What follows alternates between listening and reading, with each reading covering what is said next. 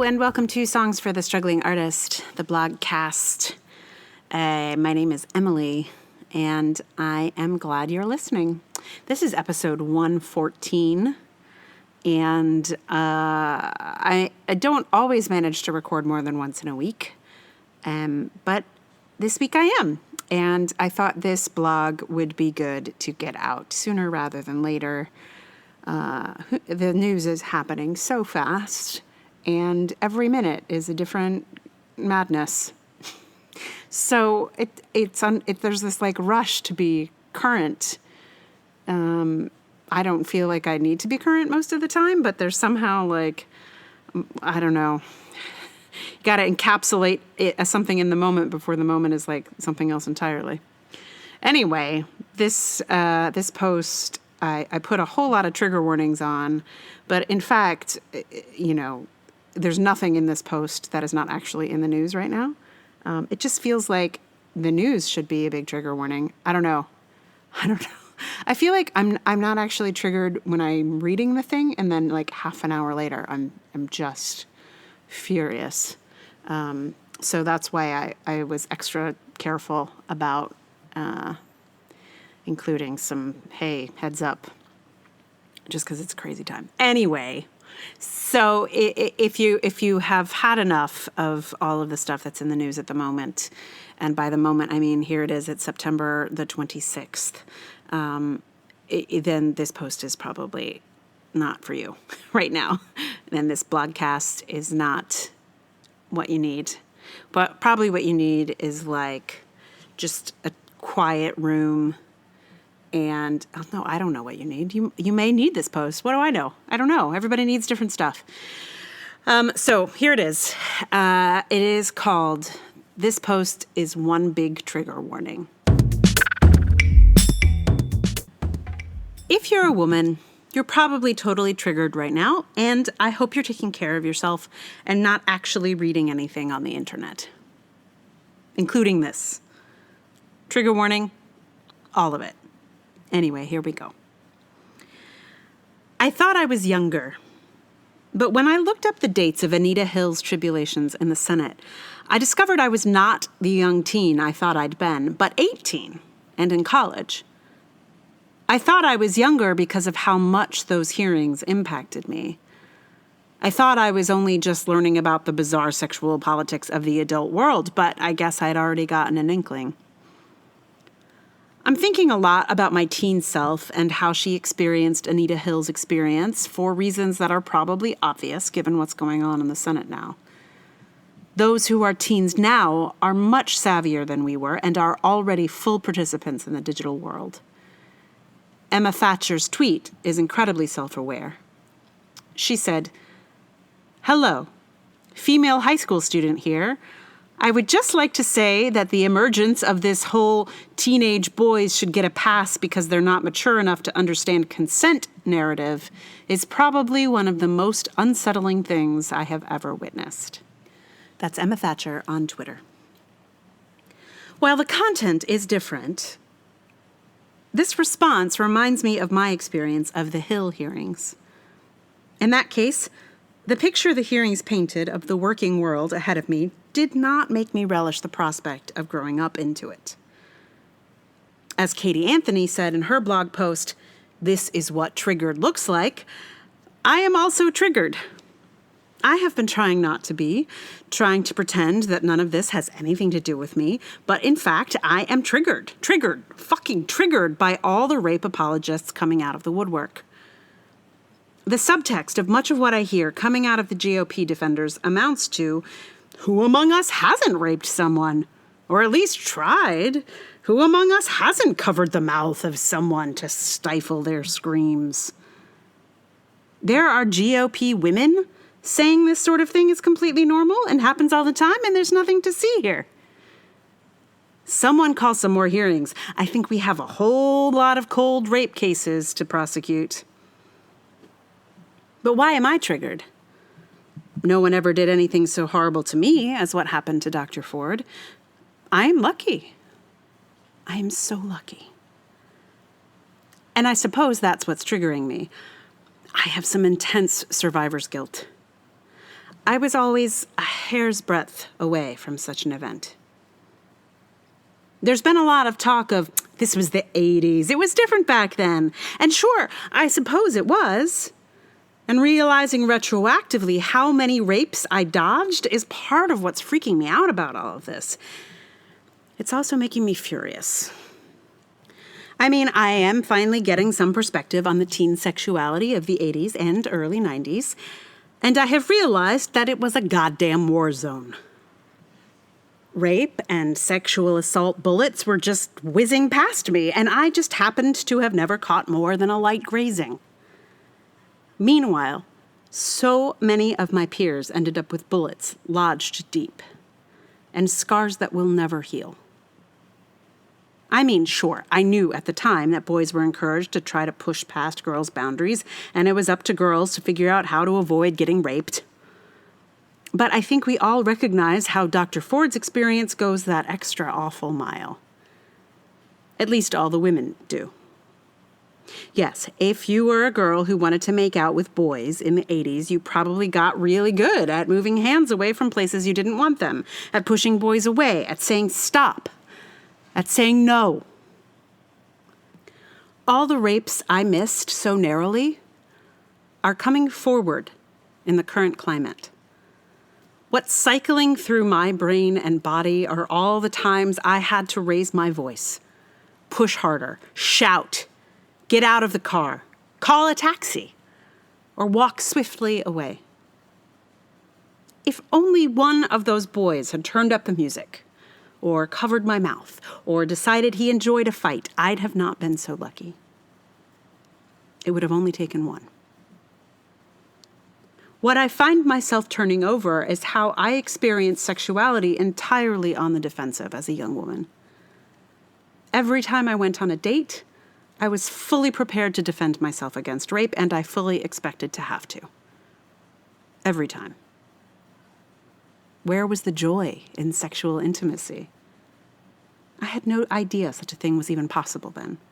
There was no opportunity for pleasurable exploration. There was no hope for shared experience in that paradigm. Boys tried to get some, and it was up to girls to stop it. That's just boys will be boys stuff. Like most of the women I know, these proceedings of the last week or so have made me furious in ways I thought I'd figured out how to manage these last couple of years. I was mad about Kavanaugh's nomination before this parade of rape apologists began. Now I have become a mass of stones, just ready to smash anything before me. I am stone piled upon stone, and I want to smash things to dust. After discussing my rage with my therapist, I told her she'd done a public service by seeing me, as I was now a lot less likely to murder random men on the street for no reason at all. Before I got some mental health care, I was ready to go full diet land on any unknown man I saw. Extra points for total destruction if he was in a fancy suit. Luckily, I did get some mental health care, and I am, in reality, not interested in violence, but not everyone is so lucky. And I'm going to guess that a lot of women have recently developed murderous impulses that they never imagined before. The rage is real. It is powerful. It reaches backward and forward in time. I am furious for the current moment and for what happened to Dr. Ford and all the other victims in the past and what's happening to them now. I'm furious about the rape culture of the past that is so much worse than I realized. I'm someone who knew that 1 in 3 women would be raped in her lifetime, even back in the 80s, but somehow didn't put it together until I saw Adrian Truscott's amazing show that also meant 1 in 3 men were probably rapists. Hashtag not all men, just 33% of them. I'm furious about that for the past and for the present moment. I'm furious about the teenagers getting these messages now and furious about the messages I got when I was a teenager. I'm furious about the cupcakes that Kavanaugh's wife handed out to the press. I'm furious that hashtag why I didn't report is necessary and furious that so many women feel like they have to disclose some of the most painful moments of their lives in order to save the country. I'm furious that I can't really bear to read the writing of some of my favorite women writers right now because we are all furious at once, and I have to regulate how much rage I can be exposed to each day so as not to accidentally self-immolate. I'm furious that I am here writing about sexual assault again, even though I don't want to write about sexual assault, but I have to because I will be furious either way, and it's better to get this out of me than allow it to fester. I'm furious about what the future will hold if this doesn't change now. I'm just fucking furious and furious that I have to be furious some more. I do not know when this fury will end, and that makes me furious.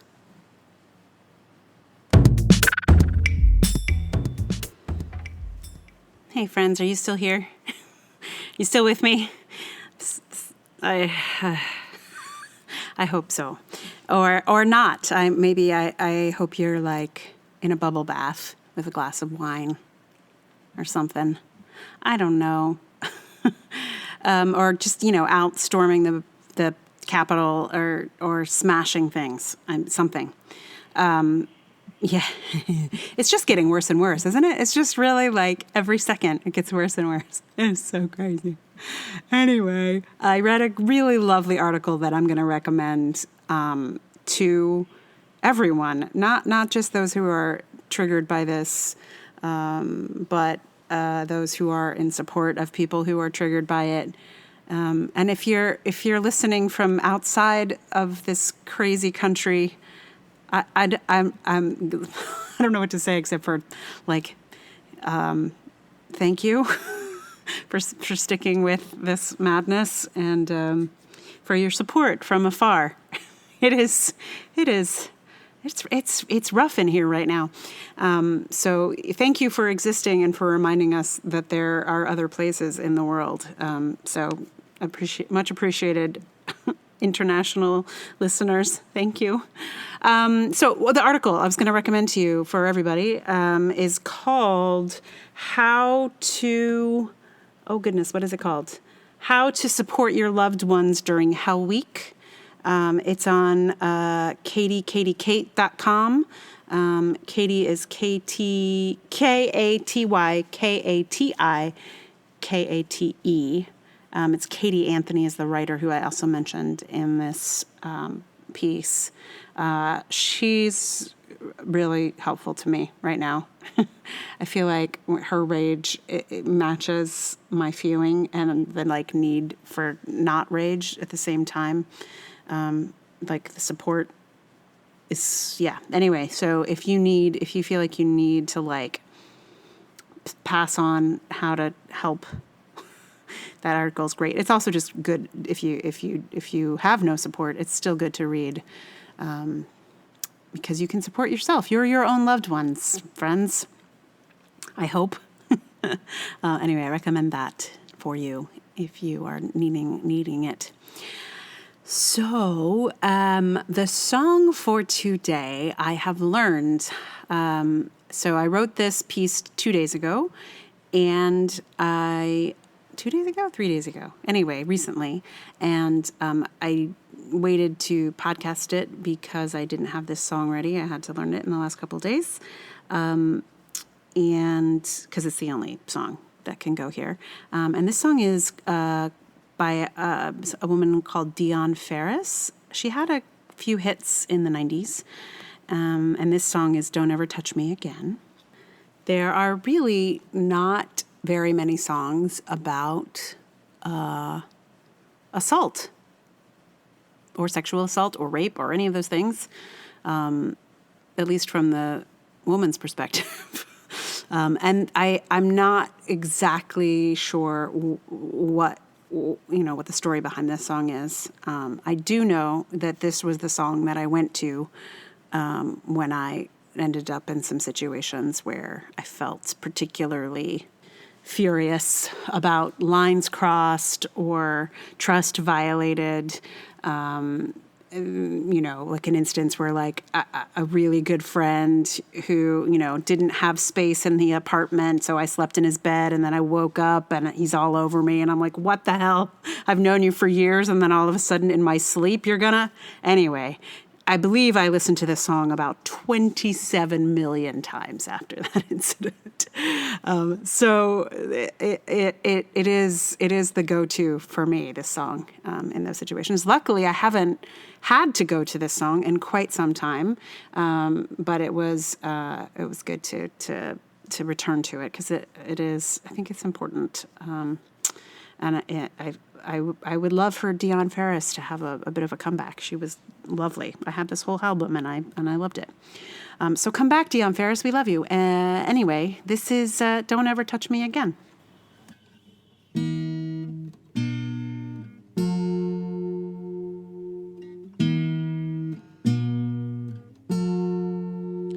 She screams out every night in a billion tears, in desperate fear that you're somewhere near, faulting her action for all that's occurred, wanting to tell all, never saying a word, 'cause she believes you're her hero. She wants to believe you still love her, but if you persist, she just might hurt you. So I suggest you refrain and don't ever touch me again. Don't ever touch me again. Don't ever touch me again.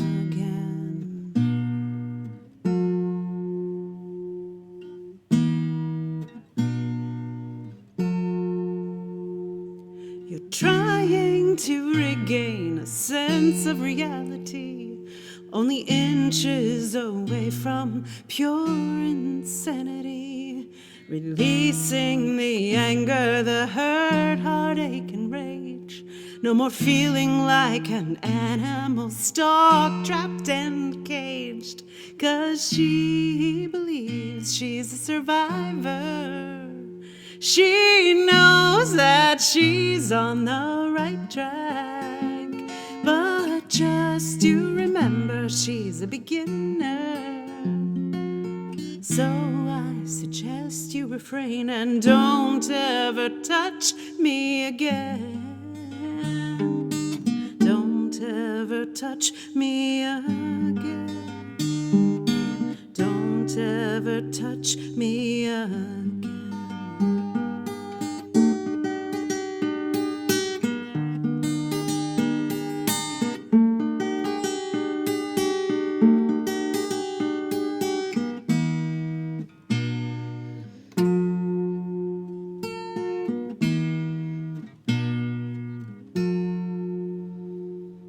Haunted by the ghost of the thing that is past, in fear of the presence, the power it has, realizing there's always a calm before the storm, but there's no one left to keep her from harm, 'cause she is unable to distinguish one from another.